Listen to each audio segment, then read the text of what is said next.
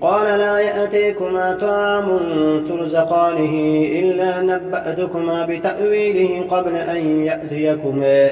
ذلكما مما علمني ربي إني تركت ملة قوم لا يؤمنون بالله وهم بالآخرة هم كافرون واتبعت ملة آبائي إبراهيم وإسحاق ويعقوب ما كان لنا أن نشرك بالله من شيء ذلك من فضل الله علينا وعلى الناس ولكن أكثر الناس لا يشكرون يا صاحبي السجن أأرباب متفرقون خير أم الله الواحد القهار ما تعبدون من دونه إلا أسماء سميتموها أنتم وآباؤكم ما أنزل الله بها من سلطان إن الحكم إلا لله أمر ألا تعبدوا إلا إياه ذلك الدين القيم ولكن أكثر الناس لا يعلمون يا صاحبي السجن أما أحدكما فيسقي ربه خمرا وأما الآخر فيسلب فتأكل الطير من رأسه قضي الأمر الذي فيه تستفتيان وقال للذي ظن أنه ناج منه اذكرني عند ربك فأنساه الشيطان ذكر ربه فلبث في السجن 7 سنين وقال الملك إني أرى 7 بقرات سمان يأكلهن 7 عجاف و7 سنبلات خضر وأخر يابسات يا أيها الملأ أفتوني في رؤياي إن كنتم للرؤيا تعبرون قالوا أضغاث أحلام وما نحن بتأويل الأحلام بعالمين وقال الذي نجا منهما وادكر بعد أمة أنا أنبئكم بتأويله فأرسلون يوسف أيها الصديق أفتنا في 7 بقرات سمان يأكلهن 7 عجاف و7 سنبلات خضر وأخر يابسات لعلي أرجع إلى الناس لعلهم يعلمون قال تزرعون 7 سنين دأبا فما حصدتم فذروه في سنبله إلا قليلا مما تأكلون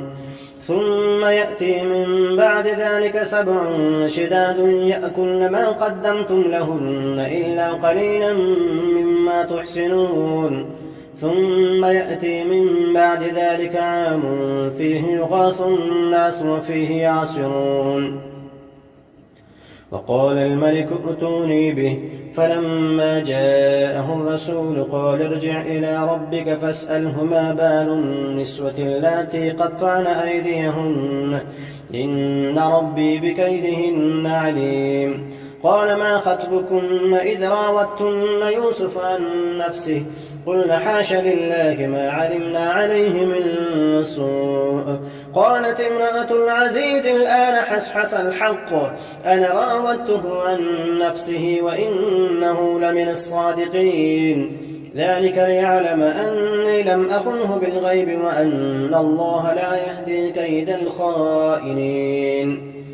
وما أبرئ نفسي إن النفس لأمارة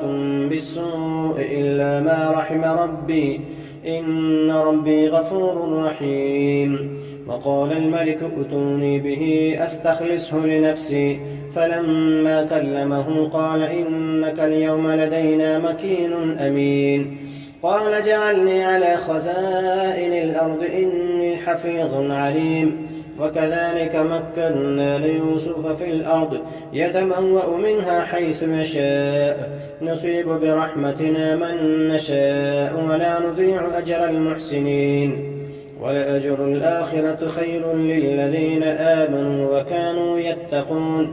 وجاء إخوة يوسف فدخلوا عليه فعرفهم وهم له منكرون ولما جهزهم بجهازهم قال ائتوني بأخ لكم من أبيكم ألا ترون أني أوفي الكيل وأنا خير المنزلين فإن لم تأتوني به فلا كيل لكم عندي ولا تقربون قالوا سنراود عنه أباه وإنا لفاعلون. وقال لفتيانه اجعلوا بضاعتهم في رحالهم لعلهم يعرفونها إذا انقلبوا إلى أهلهم لعلهم يرجعون. فلما رجعوا إلى أبيهم قالوا يا أبانا منع منا الكيل فأرسل معنا أخانا نكتل وإنا له لحافظون. قال هل آمنكم عليه إلا كما أمنتكم على أخيه من قبل فالله خير حافظا وهو أرحم الراحمين. ولما فتحوا متاعهم وجدوا بضاعتهم ردت إليهم قالوا يا أبانا ما نبغي هذه بضاعتنا ردت إلينا ونمير أهلنا ونحفظ أخانا ونزداد كيل بعير ذلك كيل يسير. قال لن أرسله معكم حتى تؤتون موثقا من الله لتأتونني به إلا أن يحاط بكم. فلما آتوه موثقهم قال الله على ما نقول وكيل. وقال يا بني لا تدخلوا من باب واحد وادخلوا من أبواب متفرقة وما أغني عنكم من الله من شيء إن الحكم إلا لله عليه توكلت وعليه فليتوكل المتوكلون. ولما دخلوا من حيث أمرهم أبوهم ما كان يغني عنهم من الله من شيء إلا حاجة في نفس يعقوب قضاها وإنه لذو علم لما علمناه ولكن أكثر الناس لا يعلمون.